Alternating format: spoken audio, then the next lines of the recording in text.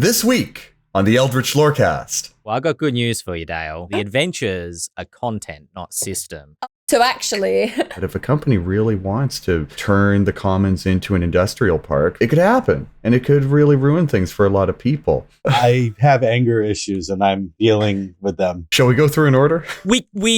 All right, let's do it. Big B.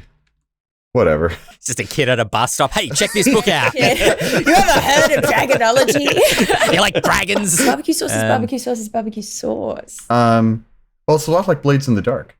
Yes. Compared to almost everything else in the world, the tabletop RPG industry is minuscule. God, that movie is garbage. You said that you don't read these things for fun. I know, and I'm not having fun, Dael. Does he look like he's having fun? All that and more right now.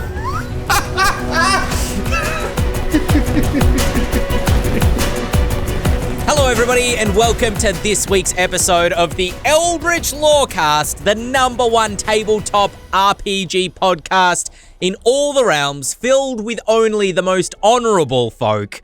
My name is Ben Byrne, and I am joined, as always, by Dael Kingsmill, Shawn Merwin, James Hake, and James.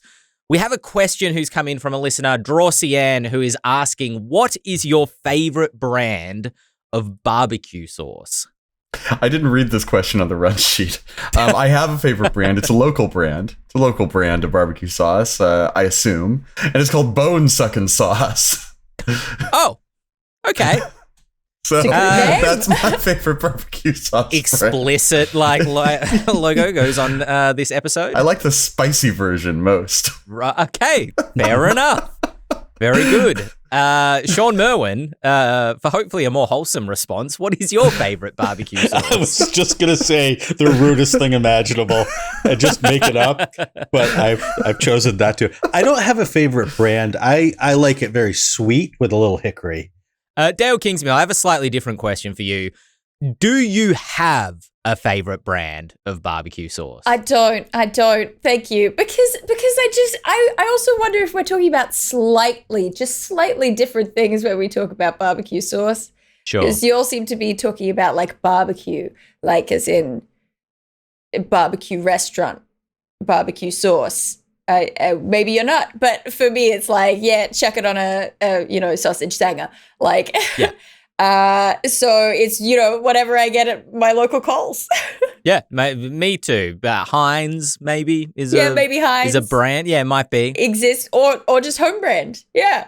Or that too. Yeah. Barbecue sauce is kind of barbecue sauce over here, Barbecue sauce is barbecue sauce is barbecue sauce. I've always been confused though. What is barbecue sauce meant to taste like? Is it meant to taste like a barbecue? Like if you licked the grate? I think it tastes like the stuff that you would rub on stuff that you barbecue. I don't know the answer.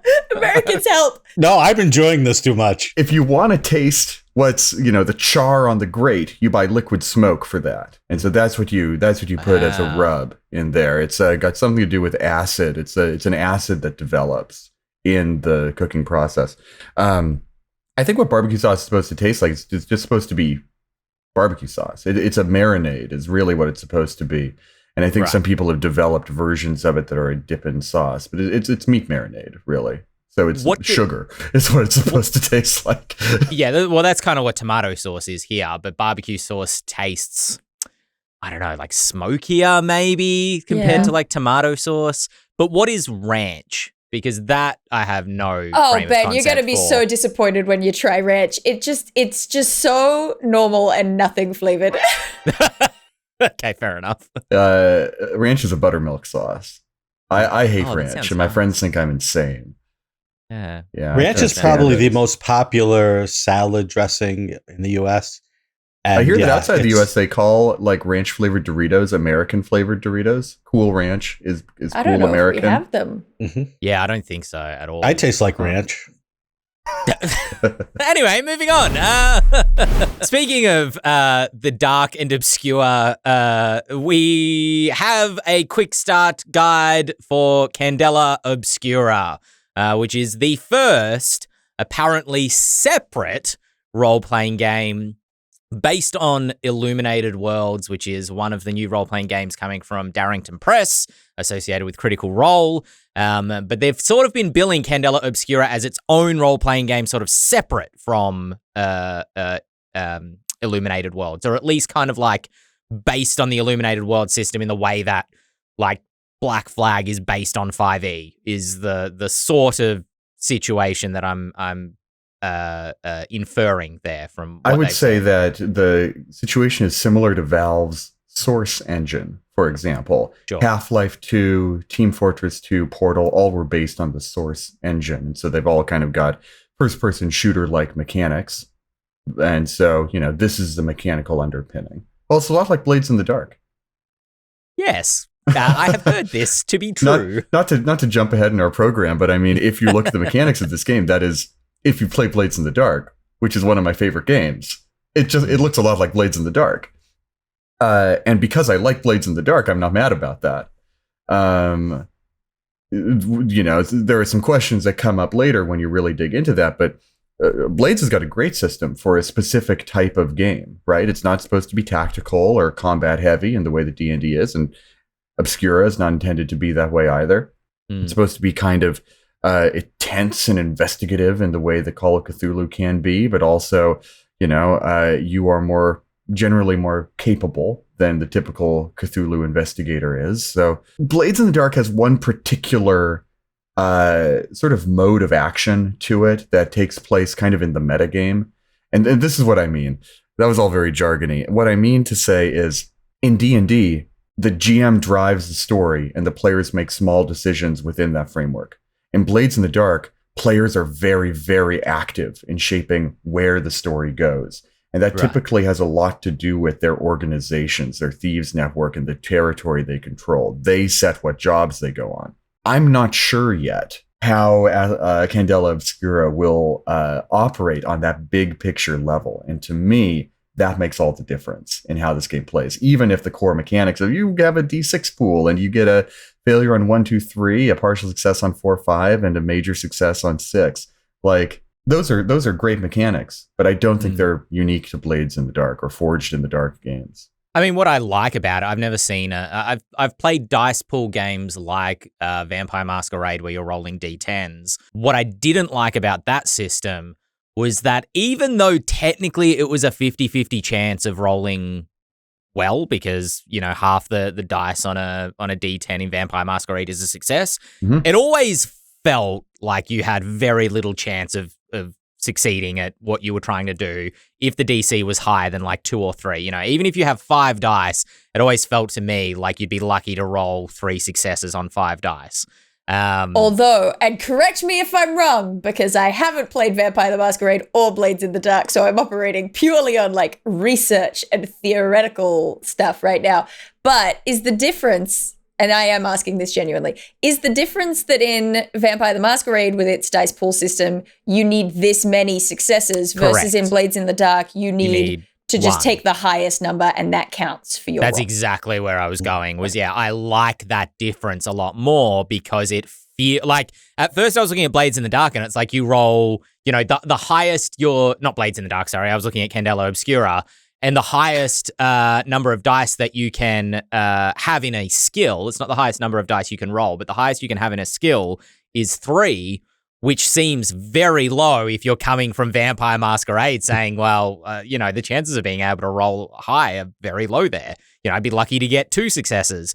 But the idea is that it's just nudging your probability in the right direction of being able to roll high, which I like a lot better because it feels like there's a bit more, reliability in the probability of those dice mechanics. And that's just going off like gut feeling, to be fair. I don't know. I haven't done the maths. Well, funny you should mention that. You're rolling 3 dice. You have an 87.5% chance of getting at least a 4 or higher.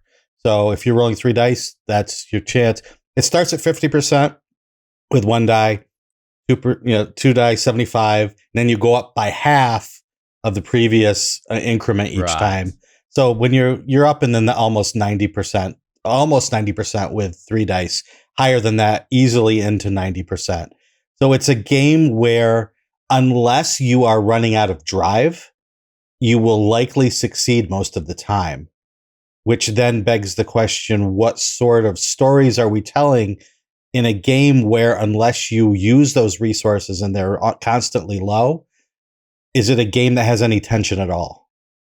Now, Right. maybe it does, and maybe it can be run that way because I've never run it or seen it played. I've just read the rules. So it's a question that comes to mind. I really love this dice system because it's so clear. Like, the major advantage it has over any other dice system I've ever seen is that within seconds of seeing your dice, you know exactly what your best result is. Right, yeah. And what will follow from that. In Blades in the Dark, one of the framing devices for this dice system, and I'm going to forget the exact like mechanical words that are used, there's sort of a risk and a intensity of the roll that come together. How hard is the roll? And what level of consequences are there if it fails? And those are things that the GM kind of set behind the scenes instead of, say, setting a DC like you would in Dungeons and Dragons. If you fail the roll, bad things happen based on the risk level. And those bad things are fairly set in stone. The GM is, of course, encouraged to improvise, but there's also the ability to push your roll and up the risk by one category and roll again on that risk.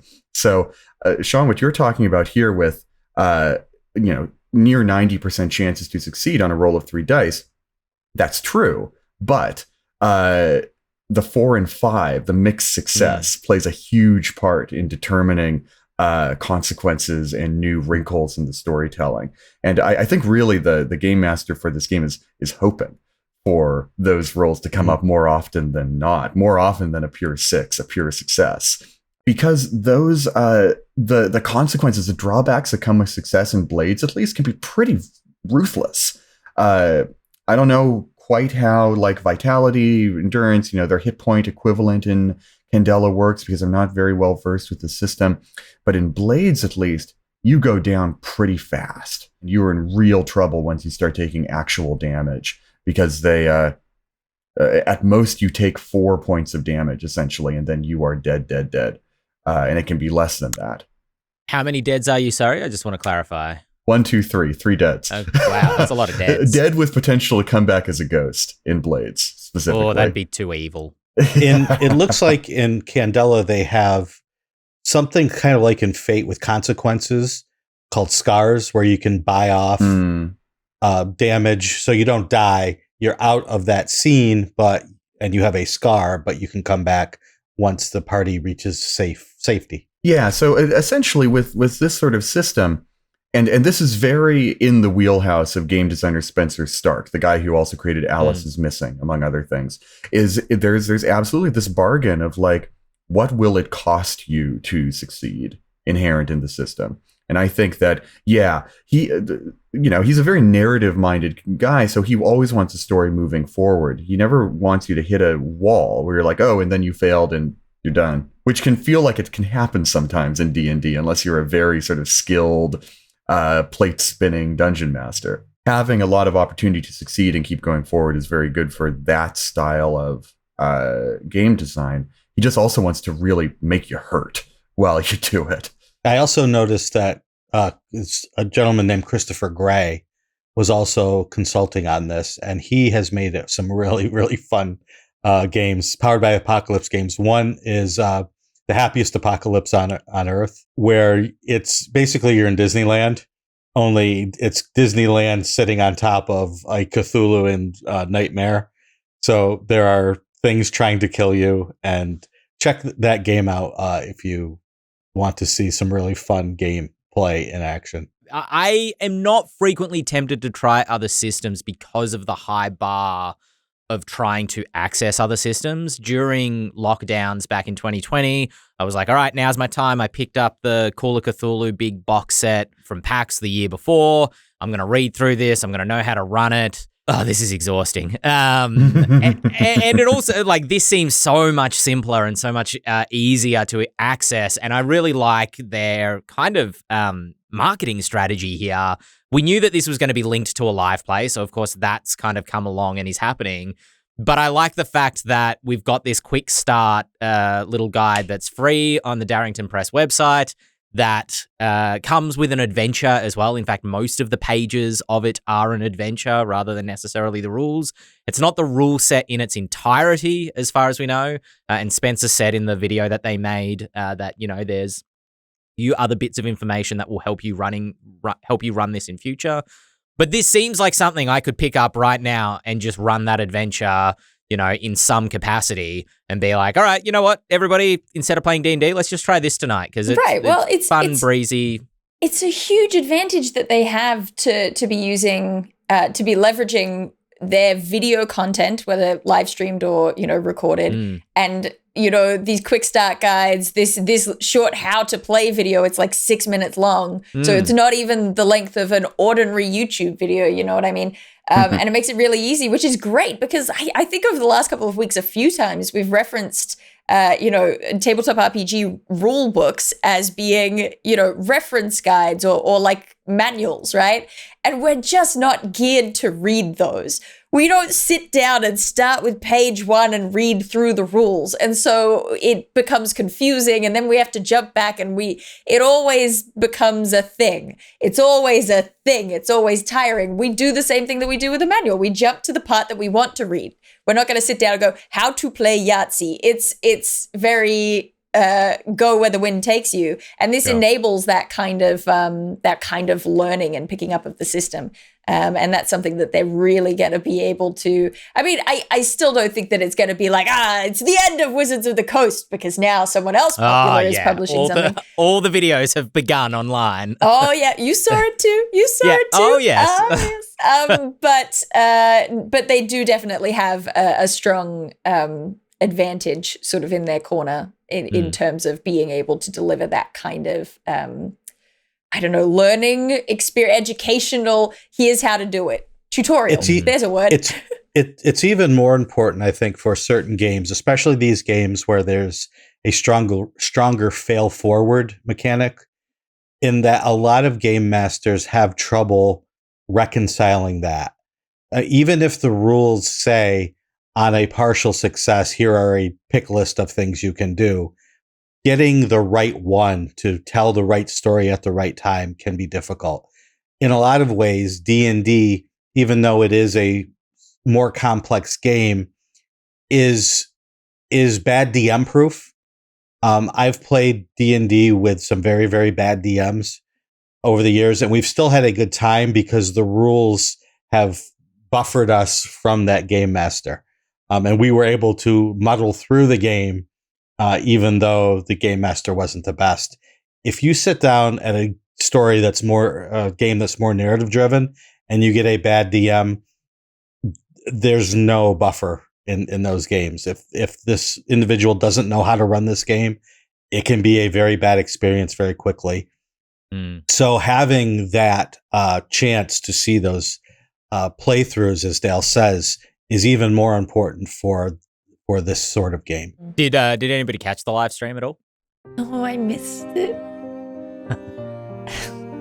That's all right. I'm a fake fan.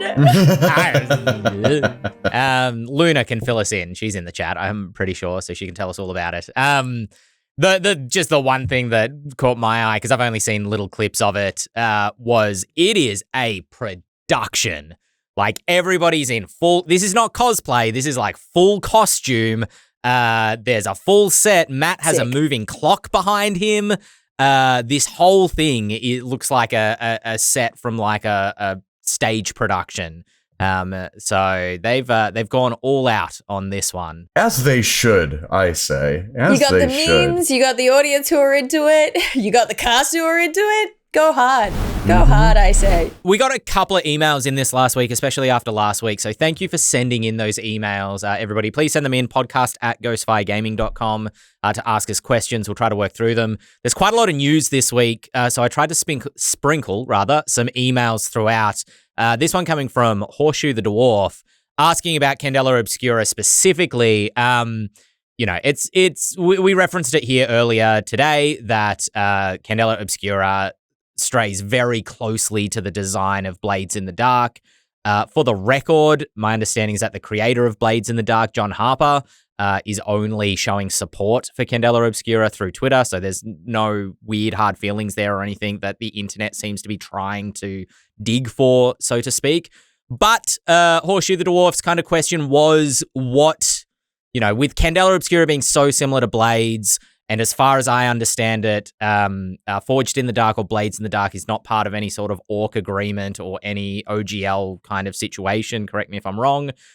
So, if you're a smaller game developer, can you protect your game from being, in their words, plagiarized, the system taken by a larger publisher and sort of popularized? Is that even a concern? It doesn't seem to be for John Harper specifically, but all right. Get him, James. Get him. We're getting into legal stuff on the Lorecast again. Let's break it down. First of all, Ben, you're absolutely right. John Harper says, good on them, Candela Obscura. Second of all, Candela Obscura on its final page, we would like to tip our hats to the TTRPG Blades in the Dark by John Harper from Evil Hat Productions. John's work is an incredible inspiration, both in mechanics and tone, and it is our great joy to count them as a friend. Should your investigators turn to a life of smuggling and thievery, we encourage you to take your circle to play among the scoundrels of Duskfall. It is clear a hand has been extended, the hand has been shaken. From that perspective, they love each other. Great. Let's talk about legality. This is a licensing page from Blades in the Dark. They have a system reference document. You said that you don't read these dark. things for fun. You said it last week. No, he came in ready. And I'm not he knew having this question fun, was Dael. coming. Does he look like he's having fun? Yes, they have an SRD. Forged in the Dark is the broad term for Blades in the Dark. There's some great games there. Scum and Villainy. The Band of Brothers one. I don't remember what it's called. And the contents of the SRD are available for use under the Creative Commons Attribution license. Now, that license involves making a license disclaimer. And there is no such disclaimer as far as I've seen in the Candela Obscura Quick Start Guide, which means that they do not see themselves as using the rules of the Forged in the Dark SRD, which I think is a very legitimate approach for them to take. Because, as we've come to understand over months and months of hand-wringing over SRDs and game mechanics and their copyrightability, we've come to the broad consensus that you can't really copyright those, especially when they're as fundamental as the way that rolling dice determines random results. And that is exactly what we're looking at here. Because like I said a little bit earlier, the broad framework for interpreting those dice and actually playing the game seems to have quite a bit of difference between Candela and Blades. So even though you have a dice pool, you roll them, you look for either 1, 2, 3 for failure, 4, 5 for mixed success, 6 for pure success, and some critical stuff. Even though that is identical to Blades in the Dark, I don't think there's really any case for anyone to get litigious over it. Sure. And anyway, it's a moot point because they seem to be quite happy for one another. By the way, you mentioned Scum and Villainy as a Forged in the Dark thing. And something, there was a little memory at the back of my brain. Credited designer on Scum and Villainy or writer on Scum and Villainy, Stras Achimovic, pronunciation, ? Who is listed as one of the Illuminated Worlds game designers on the Darrington Press page for Candela Obscura. So there's a connection there as well. Mm-hmm. It's all Forged in the Dark. All Forged in the Dark. Always all has the been. way down. Yeah. And Forged came out of other games. I had a writing teacher once who said, whenever you write or publish fiction, you are essentially joining a conversation with everyone who has ever written and published something before. And it's the same thing with game design, right? We take our inspiration from here, we steal a mechanic from there, and with the hopeful goal of serving the story that we're trying to tell. And hopefully everyone who does this and who borrows and who is borrowed from joins that conversation and understands their role in this conversation that we're all having. This is exactly the sort of thing that I actually want to see happen. Not like I want to see a lot of indie RPGs proliferated in high profile ways. Well, Blades in the Dark, honestly, within the RPG industry, fairly high profile. Critical Role is, it's not as high profile as Wizards, but it has a higher profile than that. But there's a sense of community that arises when we share these ideas back and forth, and we make bonds not just between, a company and a contractor, or a company and a consumer, but between the people who make these games.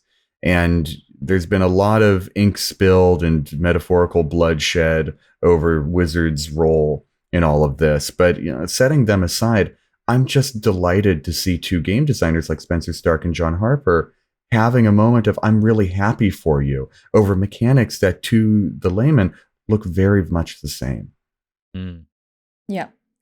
I mean, and we've had so much discussion this year on the podcast about the OGL debacle, about the ORC.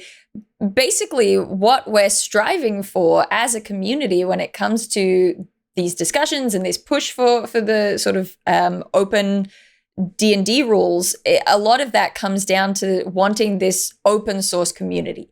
There are creative communities out there that operate in a very open source manner. A lot of coders are very open source. It's share and share alike. And that is something that we've taken some steps towards this year in the tabletop RPG community. And I think that we kind of need to be aware that there are multiple facets to that, and that includes being an independent designer who, you can. It's also just a weird thing because in my head, Spencer Stark, Rowan Hall, these are independent designers who happen to, in this instance, have designed a game that is being published by Critical Role's, press branch. And that to me is not, it doesn't become corporate, just because it's being published by someone with a big profile. But there are these facets where it is like, okay, if we do want sort of an open source tabletop RPG design community, then there is the element, Shawn mentioned it way back when, like in January or something, if we want to have it so that we really lay down the law, say, no, you can't copyright a system, we can use the system, don't do that. It does go in both directions. And technically, Wizards of the Coast, for example, could come in and use someone else's process that they have designed as their tabletop RPG rules system. But for me, it's not like the biggest, I'm not that worried about it just because they've got some of the greatest designers in the world working for them. They can pay them to write their stuff that is for their audience that they know and they have developed and what they want. So coming in, swooping in and stealing someone else's thing, I guess it is a different thing to be talking about Wizards of the Coast versus Critical Role, right? That is a different fish. It is a different part of the pond. My metaphor is getting away from me, but it's it is a different question. I don't think that anyone is silly for being concerned, but I don't know. I suppose I urge people to take a step back, look at it with a critical lens in the sense of take in all the information and analyze who's saying what where, because I think as well that there is kind of an element where Critical Role does have a high profile, but their high profile is in entertainment, not actually in tabletop RPG publishing. Sure. So there is an element where people can very easily come in and say, they're stealing Blades in the Dark, ignore the facts that we seem to have that it's a friendly sort of exchange between the actual designers. But a lot of people will jump on that and make it seem bigger than it is because a lot of people don't like Critical Role. It's not their entertainment of choice. They feel like it's, shoving in on the design community or on this gaming community in a way that they think feels fake because it is entertainment focused and that's its own sort of cheesy Hollywood veneer on top of things. So I don't know. I think it's not an illegitimate fear, but I think just take a step back, look at the whole picture, come to your own conclusions, all those things. I get the instinct of feeling like if you're an independent designer, if you're a small fish, if you've got an idea for a game, why would you want to try to make a career out of bringing that into this community when a bigger fish, if it's a good idea, might just steal it in quotation marks or ape it or pay homage to it, and then they start pulling in all the money. But that's just not how it tends to work in the tabletop RPG industry in practice. And in fact, it's almost the opposite, which is someone really popular develops a really, or popularizes a system like 5e, and I suspect now like Blades in the Dark or Forged in the Dark, and it allows smaller designers to kind of latch onto that and then gain exposure for their work, for their creativity, for their ideas through the popularity of that system. Does that make sense? Yeah. And I can't blame anyone for being a little bit high strung about this sort of thing right now too, especially given everything that's happened in the past 6 months. This really calls to mind the tragedy of the commons, right? Game design is a common space. We've kind of established this as an ideal. This system, this entire field works best when we share ideas back and forth. And if one big company wants to take common land and build it into a walled garden, I mean, the whole point of a commons is that that could happen, right? Like we could start litigating it, and ultimately we hopefully have some community protections in place to keep that from happening. But if a company really wants to, turn the commons into an industrial park, it could happen, and it could really ruin things for a lot of people. And that's why so many people are so hair trigger about this, because they want to, in their own small way, keep the community and the companies accountable and be like, hey, you're ruining things. We will not buy your product. And because it's the internet, everything kind of gets taken up to 11 and it's very stressful. But, I think in essence, all of this discourse is good, to the degree that it's good at. That's right. Don't go to the Burb website for your information. I'm here for your good information. Sorry, Shawn, I'm off Twitter these days. It's wonders for my mental health. We always have to come back to the horrible understanding that compared to almost everything else in the world, the tabletop RPG industry is minuscule. Right. We see Wizards of the Coast, not we. Some people see Wizards of the Coast as this horrible large monstrosity that's deforesting the world or something, and it's very, very small potatoes. Meta and some of these other Amazon, these large players, it's not even worth 1/1,000,000th of their time to even look in this direction. So keeping it all in perspective, a little grain of salt. I'm pretty happy with the way things are going and how well people do get along in this industry for the most part. It's kind of fun to keep in mind stuff like, Critical Role seems like the second biggest fish right now, right? Mm-hmm. But Critical Role is a big deal in terms of like Twitch entertainment, and Twitch belongs to Amazon and is not performing well enough. And so people fear that Amazon will just axe Twitch. That's where we're at. You know what I mean? It's like, it's the big fish of the big streaming fish of the like world-ending evil corporation, and they don't care about it. So, it might be one of the big fish, but it's swimming in a shark tank.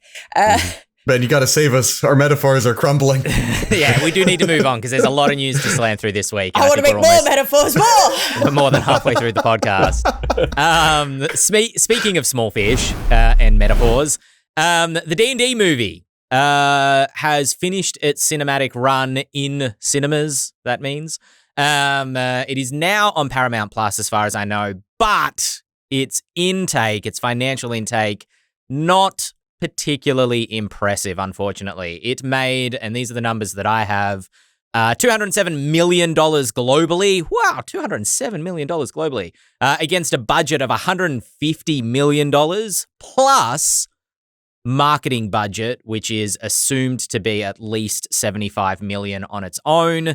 which means that this movie, financially speaking, for all its, I was certainly living in this D&D bubble, this confirmation bias of like, everybody loves this movie. It seems to be doing so well. Yeah, it's going to kick Mario's butt. Mario doesn't know, how wrong I was. It's on record on Mastering Dungeons, unfortunately.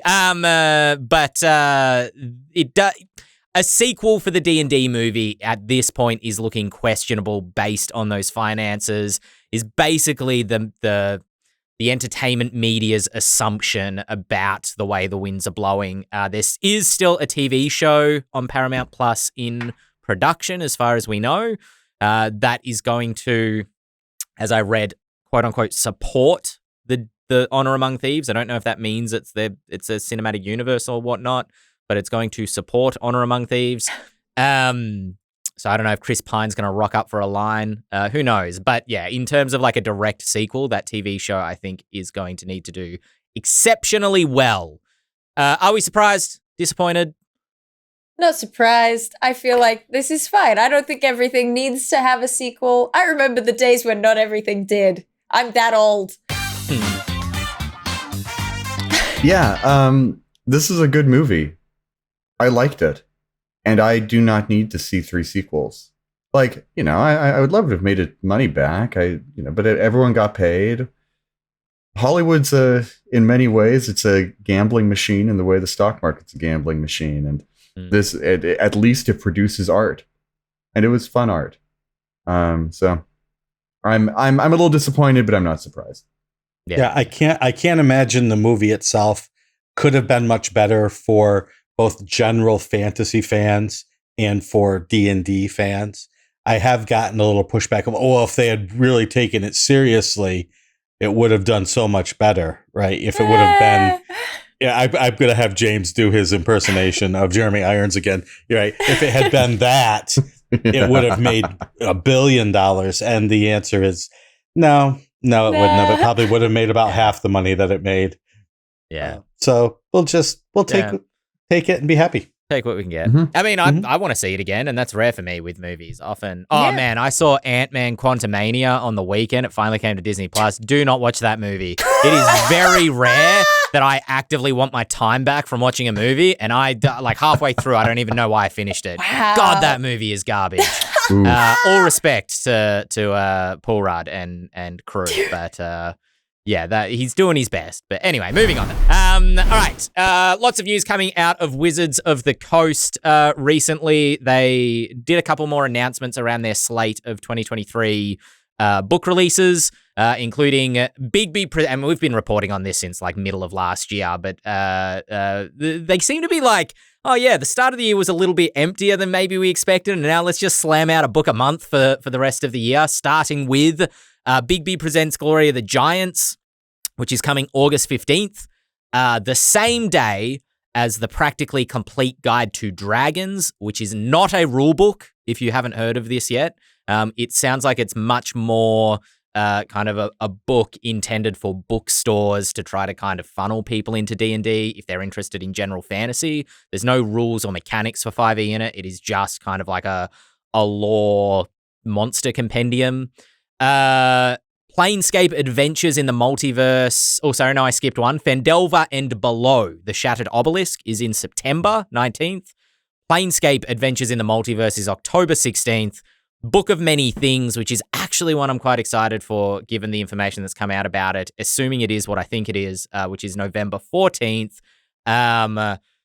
Who wanted more D&D in the latter half of this year? Because you're getting it. What do we make of this slate? Shall we go through in order? All right, let's do it. Bigby. Whatever. Yeah. I'm sure it'll be good. Whatever. Interestingly, I've heard like they've it's going to be light on the player options. Apparently, only the Barbarian class that we saw in Unearthed Arcana from last year is going in there. I reckon I saw something about the Rune Magic Wizard is being reworked in some way, maybe to be feat-based instead, because there seems to still be Rune Magic going in there, but apparently the subclass is not. That's high speculation there, so maybe don't quote that to anyone. Lots of monsters. About a third of the book is going to be monsters. And nothing wrong with new monsters. 5 years ago, every DM was going goo goo gaga for new monsters, Tome of Beasts, Creature Codex, stuff like that.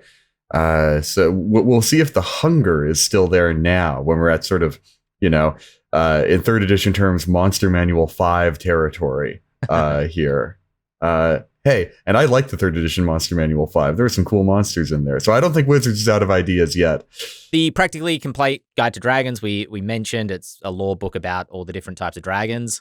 I'm excited for that. Mm-hmm. Okay, I am. I like dragons. I think that if this $1 billion business plan needs to be enacted, one of the ways you're going to do it is to create things without rules in them. Just make them fun. Get a different audience. Put it up at the front at your Barnes & Noble, whatever your bookstore of choice is, and just have it sitting there and have some younger folks see the cool art on the front of it and say, "Oh, let's flip through that." And I gotta say, when I was like 10, I loved books like that. Mm-hmm. Like, this is going to be Wizards' Dragonology, and I can tell you, my brain chemistry was altered permanently by Dragonology. I introduced it to like a 4-year-old recently. It was the best. Oh yeah, you're a good cousin, Dael, or whatever you are to that person. Just a kid at a bus stop. Hey, check this book out. Kid. You ever heard of Dragonology? You like dragons? Vandelver and Below the Shattered Obelisk. They've sort of said more about it's going to be returning to the place where it all began for a lot of people with 5e. I like the mysteriousness of the title. Yeah. A shattered obelisk, you say? Tell me more. I think it has something to do with those obelisks that have been kind of subtly creeping up in all the 5e adventures. They're like Netherese artifacts that got kind of a bit of featuring in Rime of the Frost Maiden. If you haven't had enough dungeon delving, if you hadn't had enough cosmic horror in your life, if you just want to see what's going on in one of your favorite settings for 5e, right? Phandalin and Vandelver, I'm interested just to see what's going on there. Yeah, and I will say this. 5e has not had a ton of, like, really good, straightforward dungeons. Mm-hmm. Dungeon of the Mad Mage is too much of a beast. It's too unwieldy for daily use. Tomb of Annihilation is kind of a funhouse death trap, not really for daily use either. I can't think of a ton of just, like, nice, interesting, well-designed, flavorful dungeon crawls in 5e, and if this gives us that, I'll get that book. Planescape Adventures in the Multiverse is going to be a 3-book slipcase similar to what they did for Spelljammer, and also kind of similar to what they did to Dragonlance, to my memory.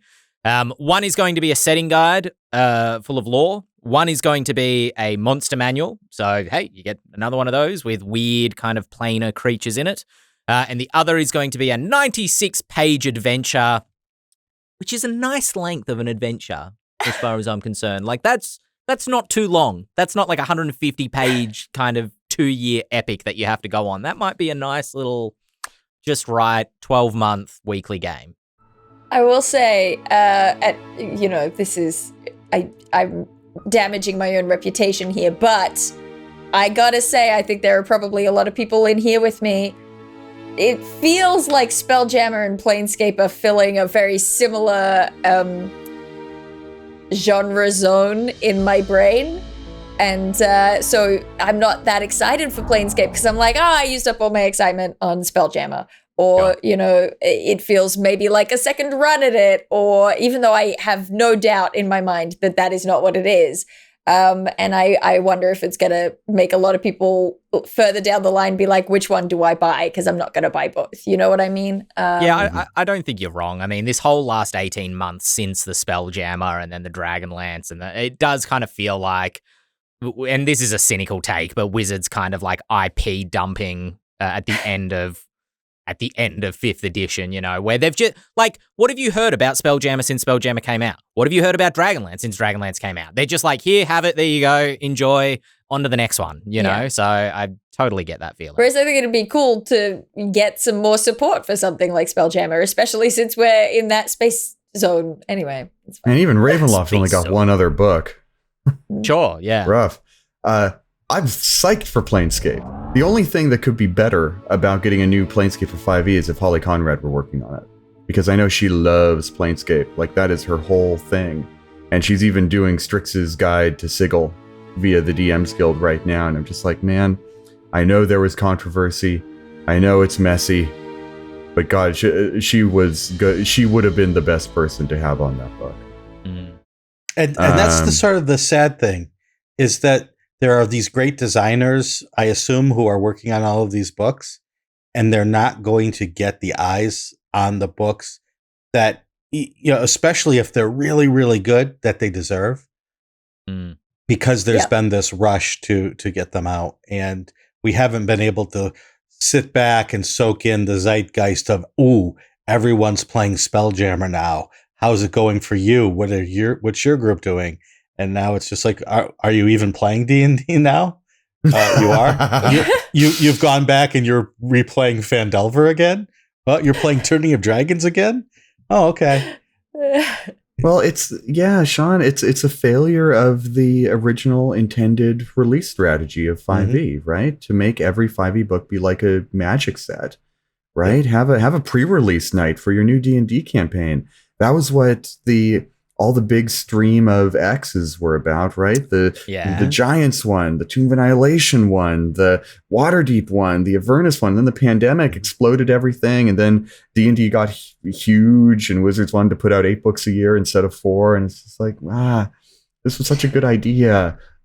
This idea was so good, and now it's just mist in the air. I mean, maybe with the refresh, we might see kind of a reset. Maybe, although who knows? Maybe. Luna has pointed out in chat as well that this is all combined with the fact that a lot of people aren't going to want to buy any of these new books when we all know that a new edition, rules refresh, whatever it is hanging over our heads. Well, I got good news for you, Dael, because the adventures are content, not system. Oh, good. The adventure doesn't know what class you're playing. So if you're playing Book of Many Things. All right, I like this idea, but I don't know if they're making what I have in my head. The Book of Many Things comes with a deck of 66 cards for the deck of many things. Which, by the way, again, feels quite Dragonology-esque, right? That era of, like, Wizardology. You get a wand with it, and you can put your own flair on your wand, right?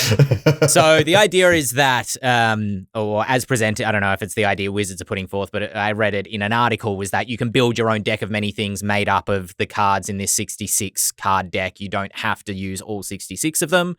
And then there is also a supporting book, which has character options, magic items, monsters, etc. What I hope this book is not another like Tasha's style little expansion. I hope what this book is all the content you need to run the deck, so that there's like corresponding rules for each card in the book. So you can basically use the book almost as a slapdash adventure module, and you construct the deck you want to construct and then present it to your players to draw cards from. That's what I'm hoping. I don't know if it is that, because when they say player options, it makes me nervous that it's just another subclass or something. Like, who knows? But that's what I'm hoping. From everything I've read, that's the feeling I've gotten, is that they're really delving into this in a way that not only tells you what this is, but how to use it, and why to use it in the specific ways that they're talking about to create a very specific experience. And I love these sorts of things. I love to be told by the designer, here's what you should do and here's why. Because if you know the why, then you can move on and do your own things with the same sort of answers that you've been given in this book. All of this, of course, is kind of wrapped up, and this is where we have another listener email dropping in, podcast@ghostfiregaming.com, if you want to send in an email. Milan asking about the price rise that Wizards kind of announced in their community update, sort of semi-alongside this kind of news dump of all their new releases. So Glory of the Giants will go up to $69.95, functionally $70 from $60 after its release. So if you pre-order it, you can still pre-order it at the $60 price mark. And then all of their books after that will be published at $70 USD, which means nothing to me because I work in Australian dollars and everything's been like 60, 70 bucks here the entire time. So, like, I never know what price a D&D book's going to be when I walk into a store. Also, our delightful emailer did use commas instead of decimal points at some point. So who knows if this is in European? Who That's knows? true. In European, you know what I'm saying. Euros? I believe they call those. Depends where you are. That is true. There's been a little bit of discourse, let's call it, online about this on some very shaky moral ground, mind you, about anyway, I'll get into that later. Prices going up? What? How could that happen? Yeah, I say good It's job. just like my gas prices. Yeah, I say congratulations. I say good for Wizards for being out in front of it rather than just having people find out when they go to Amazon to pre-buy it. Just to say, hey, this is what we're doing now. And what this does is it allows smaller publishers who may be languishing because of prices of paper, prices of shipping, prices of production, to be able to also raise their prices a little bit and maybe save their companies. Can I clarify something? Because Brian Howie in the chat has said something which kind of confused me a little bit as well. Again, because I'm working in Australian dollars, and so the conversion is always like I've seen player handbooks for like $109 here in Australia in like certain bookshops. Yeah, absolutely. So some places you go, they're like 60 Australian dollars, 70 Australian dollars, maybe they're like 55 Australian dollars if you get they're all over the shop here. Australian retailers charge what they want to charge based on what they want to make, right? Brian I think Howie, Ben's making that up. I think it's no less than $60, and I have maybe seen $80. Brian Howie is asking, or commenting rather, that the books are going up to $60 and that the $70 is for the digital physical bundle where you get it on D&D Beyond as well. I got confused. I couldn't tell whether the books had been 50 in the States and were going up to 60, or they had been 60 and they were going up to 70. 50 going up to 60. Gotcha. Is my understanding. Gotcha. And also, they're working with Amazon to get you a digital version for free on D&D Beyond in some cases.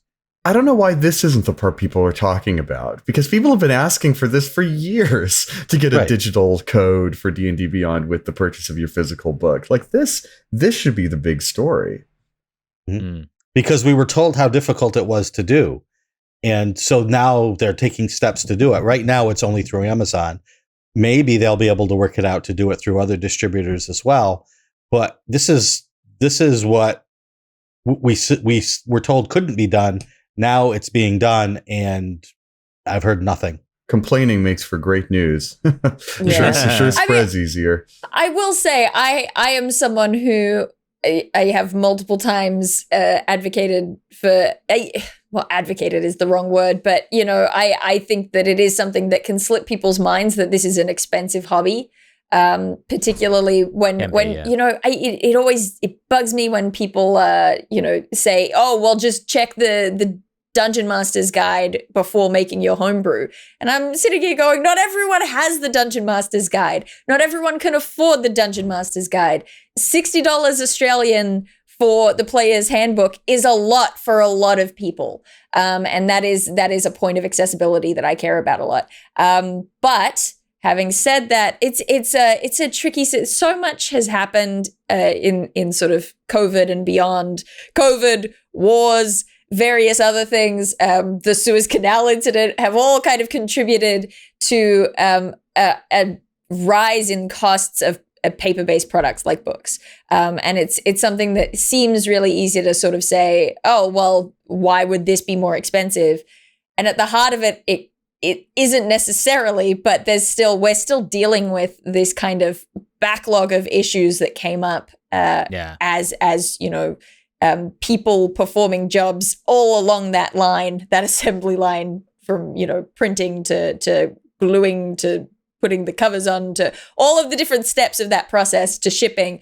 There have been people who've lost jobs or couldn't attend those jobs, and then you end up with a backlog, and then you end up with this time factor, and it's all just on top of each other, plus not to mention the difference between getting your book printed in China versus getting it printed in Canada versus all these different things kind of contribute to expenses, and I do think that it's gotten more costly, and so I can't blame them for it, even though I do think it is sad that the price has gone up. Yeah, I mean, I get the accessibility point of view completely. I think that a lot of Wizards of the Coast rules are freely accessible as far as I know. I mean, there's the SRD itself, but I also think there's the free... There is a free version of the rules. I'm not making the that basic up, am I? rules. No, the basic right. rules. So they and they that are has been accessible. since the release, by the way. That's not a new thing with the SRD going into sort of public domain. That's always been the case, that the basic rules have been freely accessible. The point that I will get entirely off that argument, which is, again, I need to get off Twitter as well, James.